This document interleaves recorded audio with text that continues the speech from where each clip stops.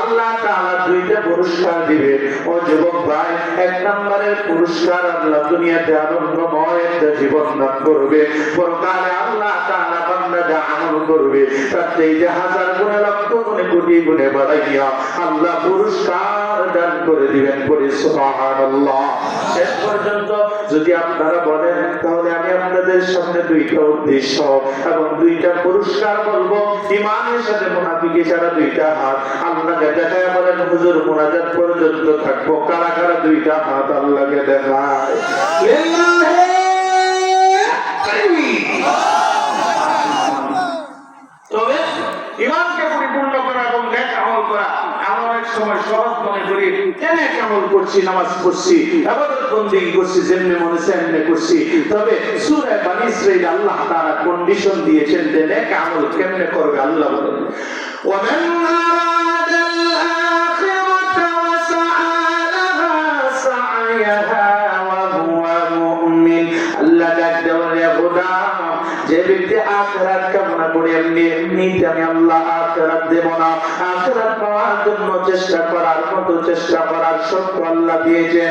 এই চেষ্টা করার মতো চেষ্টা করার দুইটা অর্থ। এক নম্বরের অর্থ নবীর তরিকায় চেষ্টা করতে হবে, কোন ভণ্ড কোন বাবার বানানো তরিকায় চেষ্টা করলে হবে না। দুই নম্বর হলো ইখলাসের সঙ্গে চেষ্টা করা লাগবে। যদি দুইটা পদ্ধতি অনুসরণ করে আখিরাতের জন্য চেষ্টা করা হয়, ওই চেষ্টাটাকে কবুল করে আমাকে আপনাকে জান্নাতের মেহমান বানায় দিবেন। যিনি তিনি কে? নবীর তরিকা লাগবে। আর এই নবীর তরিকাটা আমরা জানতে কোন লোকের ব্যাখ্যায় আমরা নবীর তরিকা মানবো না। নবীর তরিকায় মানবো হাক্কানি আলেম উলামা কেরামের ব্যাখ্যায় নবীর তরিকা মানবো। কথা বলেন ঠিক কিনা? কোন ভণ্ডের তরিকায় কোন ভণ্ডের ব্যাখ্যা আমরা নবীর তরিকা মানবো না। হাক্কানি পীর মাশায়েখ, হাক্কানি আলেম উলামা তাদের ব্যাখ্যায় নবীর তরিকা মানবো ইনশাআল্লাহ। সবাই বলে না ইনশাআল্লাহ। নবীর তরিকা কেন মানবো? নবীর তরিকা কেন মানতে হবে? কারণ নবী আমাদের এত আপন, এত আপন। নবীর মতো আপন আমার মা হতে পারে না, আমার বাবা হতে পারে না, আমার ভাইও হতে পারে না, আমার বন্ধু হতে পারে না। ও যুবক ভাই, এজন্যই তো নবী বলেন ও আমার উম্মতের দল, তোরা তোদের মায়ের চাইতে, বাবার চাইতে, তোদের সন্তান সন্ততির চাইতে, এমনকি তোদের জীবনের চাইতে যতক্ষণ পর্যন্ত আমি নবীকে সর্বোচ্চ মহব্বত করতে না পারবি, ততক্ষণ পর্যন্ত পৃথিবীর কোন মানুষ পরিপূর্ণ ঈমানের অধিকারী হতে পারবে না। স্পষ্ট ভাষায় বলে দিচ্ছি, কেউ যদি আমাকে নিয়ে গালি দেয়, কেউ যদি আমার মাকে নিয়ে গালি দেয়, আমার বাবাকে নিয়ে গালি দেয়, প্রয়োজনে তাকে মাফ করে ছেড়ে দিতে পারবো। আল্লাহর নামে শপথ করে বলছি, কেউ যদি আমার মায়া নবীকে নিয়ে গালি দেয়, আমার নবীর সম্মান ইজ্জতকে যদি ক্ষুণ্ণ করতে চায়, কোন নাস্তিক যদি আমার নবীকে নিয়ে কটূক্তি করে গালি দেয়, আমার জীবনের সর্বোচ্চ শক্তি দিয়ে তাকে প্রতিহত করবো। এই কথা বলেন ঠিক কিনা? এটা আমার ঈমান, এটা আমার জান্নাত। নবীর ভালোবাসা যারা জান্নাতে যাবে তো দূরের কথা, জান্নাতের সুঘ্রাণ কোনদিন পেতে পারে না। ও যুবক ভাই, কেন জীবন দিয়েও নবীর ভালোবাসা রক্ষা করতে হবে? এর একটা হাদিস আমি আপনাদের সামনে বলে আপনাদেরকে বুঝাইতে চাই। তামাম পৃথিবীটা যেদিন শেষ হয়ে যাবে, কুল্লু মান আলাইহা ফান, তামাম পৃথিবীটা শেষ হয়ে যাবে, বাকি থাকবে আমার আপনার মালিক আল্লাহ। ও যুবক ভাই, মানুষগুলো যখন খবর থেকে উঠবে, সমস্ত মানুষগুলো হাসরের ময়দানে দাঁড়াবে। আল্লাহর নবীর সাহাবীরা আল্লাহর নবীকে প্রশ্ন করে, ইয়া রাসূলুল্লাহ, কিয়ামতের কঠিন দিনে যেদিন আউয়ালিন থেকে আখিরিন পর্যন্ত সমস্ত মানুষ হাসরের ময়দানে দাঁড়াবে, ইয়া রাসূলুল্লাহ, এত কোটি কোটি মানুষের ভিড়ে আপনি নবীকে আমরা কোথায় খুঁজিয়া পাবো? নবী ডাক দেয়া বলেন, ও সাহাবীরা শোনো, এই কঠিন দিনে তিন জায়গায় আমি নবীকে তোমরা খুঁজিয়া খুঁজিয়া পাবা। করি আল্লাহু আকবার। তিনটা জায়গা দুনিয়াতে জানার দরকার আছে না নাই? আল্লাহ নবী ডাক দেয়া বলেন, ও সাহাবীরা শোনো, কিয়ামতের কঠিন ময়দান, সূর্যটা হাত উপরে, নিচের জমিনটা তোমার জমিন। আজকে আমাদের থেকে 9 কোটি 30 লক্ষ মাইল দূরে আছে সূর্য, সেখান থেকে যখন আলো দেয় সূর্যের 100 ছিদ্র থেকে একটা ছিদ্র দিয়ে আলো দেয়, আমরা সহ্য করতে পারি না। ও বাবা, ও যুবক ভাই, কিয়ামতের ময়দানে আল্লাহ তাআলা সূর্যটাকে মানুষের অর্ধ হাত উপরে নিয়ে আসবে, 100 ছিদ্র ওপেন করে দিবেন আল্লাহ, নিজের জমিন আমার জমিন হয়ে যাবে। নবী বলেন ভবিষ্যতের মাতা বাবা সূর্যের প্রেমে করে করে যাবে, শুধু তাই না, তাকের ছিদ্র দিয়া এই মগজগুলো গলিয়া গলিয়া পড়তে থাকবে, শুধু তাই নয়, জিহ্বাটা কুকুরের মতো বের হয়ে যাবে। মায়ার নবী ডাক দিয়া বলেন দাঁড়িয়ে থাকবে 50,000 বছর, শুধু তাই নয়, তামাম হাসরের ময়দানে এক ফোঁটা পানির কোনো ব্যবস্থা নাই, কলিজা ফেলে যাওয়ার উপক্রম হয়ে যাবে না, কিন্তু কলিজা থাকবে না, কারণ কোন মানুষ আর মরবে না। নবী ডাক দিয়া বলেন এই কঠিন মুহূর্তে আমি হাউজে কাউসারের পাড়ে, হাউজে কাউসারের পাড়ে আমি নবী আমার হাতের মধ্যে দুনিয়া দাঁড়ায় থাকবো, আমার উম্মতদেরকে পান করানোর জন্য করি আল্লাহু আকবার। সাহাবীরা শোনা, আমি নবীর হাত থেকে আমার যে উম্মতটা এক গ্লাস হাউজে কাউসারের পানি পান করবে, লা ইয়াযমা হাত্তা ইয়াদখুলাল জান্নাহ, জান্নাতে যাওয়ার আগ পর্যন্ত একটা মুহূর্তের জন্য তার পানি পিপাসা লাগবে না। কেন আমাদেরকে জীবনের চেয়ে বেশি ভালোবাসতে হবে না? ওই কঠিন ময়দানে আমার মা আমার বন্ধু হইয়া আমার জন্য দাঁড়াই না, আমার বাবাটা আমার উপকারের জন্য আসে না, আমার ভাইটা আসে না, আমার নেতাও আসে না, আমার নেত্রীটাও আসে না, কিন্তু মায়ার নবী কঠিন দিন উম্মতকে একটা মুহূর্তের জন্য ভুলে যায় না। দলিলের আলোকে বলা হয় এবং যুক্তির আলোকেও প্রমাণ করে, জীবন যদি কাহার জন্য দিতে হয়, নবীর জন্য দিব কারা কারা, দুইটা হাত আল্লাহকে দেখা।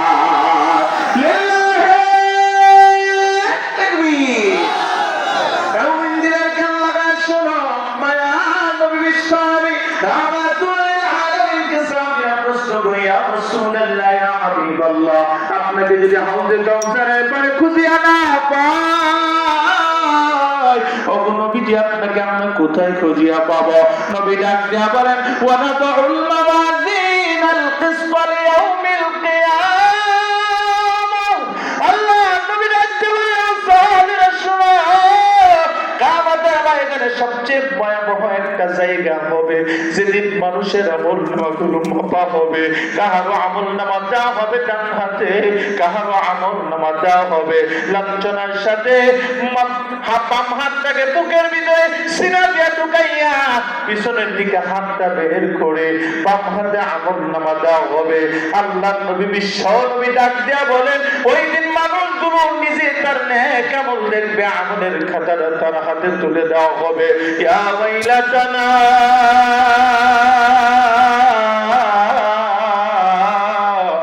মালি হাদাল কিতাব, আল্লাহু আকবার।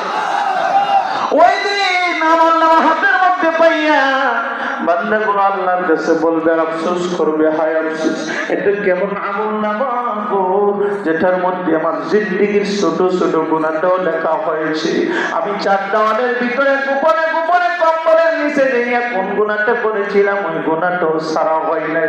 আমার জীবনের বড় বড় গুনাহটা লেখা হয়েছে, কোন গুনাহটাকেও বাদ দেওয়া হয় নাই। হে মুমিন, দিলের কান লাগায় শোনো, মায়ার নবীকে সাহাবীরা প্রশ্ন করে, ইয়া রাসূলুল্লাহ, মাকামে মাহমুদ সারিয়া, আল্লাহর আরশ সারিয়া কেন মিজানের পাল্লার ধারে থাকবেন গো?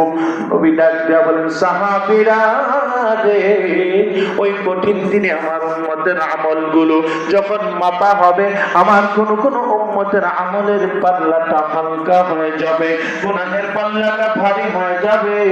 আমি নবী ওই সময় চেষ্টা করব শাফাআতের মাধ্যমে কিভাবে আমার উম্মতের নেকির পাল্লাটা ভারী করে দেওয়া যায়। ও যুবক ভাই, ও বাতালের মা, যেদিন আমার মা ওই বিপদের সময় থাকে না, যেদিন আমার বাবা থাকে না, যেদিন আমার ভাইটা থাকে না, যেদিন আমার স্ত্রী থাকে না, আমার সন্তান থাকে না, উম্মতকে একটা মুহূর্তের জন্য ভুলে না করি। আল্লাহু আকবার। ও যুবক ভাই, এই নবীর ভালোবাসায় বসে আছেন, আল্লাহ তাআলার শপথ করে বলছি, আমার চেহারা দেখার জন্য একজন আসেন নাই, এখানে যারা আসেন খাবার জন্য আসেন না। ও বাবা, এখানে কোন শীতের রাতে যারা আসছো, একমাত্র কোরআনের ভালোবাসা আপনাদের দিলের ভিতর, আল্লাহর ভালোবাসা, হাবিবের ভালোবাসা এখানে আসছেন, কথা বলেন ঠিক কিনা? আমি আল্লাহর শপথ করে বলছি, আল্লাহর কাছে মুসাফির অবস্থায় গভীর রজনী নুজুলে রহমতের সময় দোয়া করি, আল্লাহ গো, যারা এখানে বসে আছে কোন শীতের রাতে, তাদের দিলের ভিতরে তোমার ভালোবাসা, তোমার হাবিবের ভালোবাসা ভরপুর করে দাও। ও মালিক, তোমার কোরআনের প্রতি ভালোবাসা প্রত্যেকটা ভাই, যুবক ভাই, আমার বাবাদের দিলের ভিতরে ঢুকায় দাও। জমান খুলে সকলে পড়ে নিয়ে আমিন। আল্লাহ নবী সাহাবী রাহমাতুল্লিল আলামিনকে সাহাবীরা প্রশ্ন করে, ইয়া রাসূলুল্লাহ, আপনাকে যদি মিজানের পাল্লার কাছে খুঁজিয়া না হয়, কোথায় গেলাম শুরু? নবী ডাক্তার বলেন, ও সাহাবীরা, মাশারের ময়দান থেকে প্রতিটা মানুষ জান্নাতে যেতে চায়, কিন্তু জান্নাতে যাওয়ার জন্য মাঝখানে ৩০,০০০ বছরের রাস্তার জাহান্নাম, এই জাহান্নাম পাড়ি দিয়া প্রতিটা মানুষকে জান্নাতে যাওয়া লাগবে। কেন বুঝাবো? আল্লাহ তাআলা একটা ব্রিজ নির্মাণ করবেন, সকলের পরিচিত জানেন ফুলসরাতের ব্রিজ, নবী বলেন চুলের চেয়ে সূক্ষ্ম ফুলের চেয়ে দাঁড়ালো। এই ব্রিজটা প্রত্যেকটা মানুষের পাড়ি দেওয়া লাগবে ৩০,০০০ বছরের রাস্তা। আল্লাহ নবী বিশ্বনবী সাহাবীদেরকে ডাক দেয়া বলেন, ও সাহাবীরা, ওই কঠিন দিনে ১,০০০ আল্লাহ নবী বলেন, আল্লাহ রাব্বুল আলামিনের বেলায় উম্মতের জন্য ফরজ করে দিয়েছেন। আর আমি বিরাতে দাঁড়ায় আমি সালাতের সুন্নাত করেছি, যে ব্যক্তি ইমানের সাথে সালাতের সাথে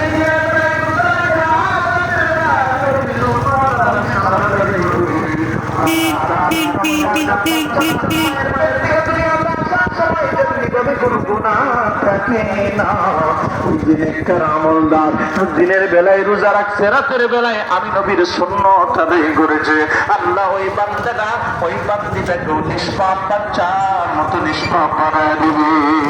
আল্লাহু আকবার। একটু চলবে নাকি? সবাই বলে না, কারা কারা চলবে? হাত মারা দেবে।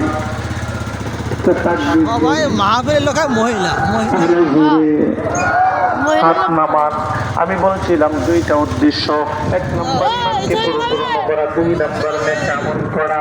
আপনাদেরকে দেখে আপনাদের উপস্থিতি প্রমাণ করে আপনারা কোরআনের তাফসীর বড় পছন্দ করেন, কথা বলেন। শেষ করে দিলাম।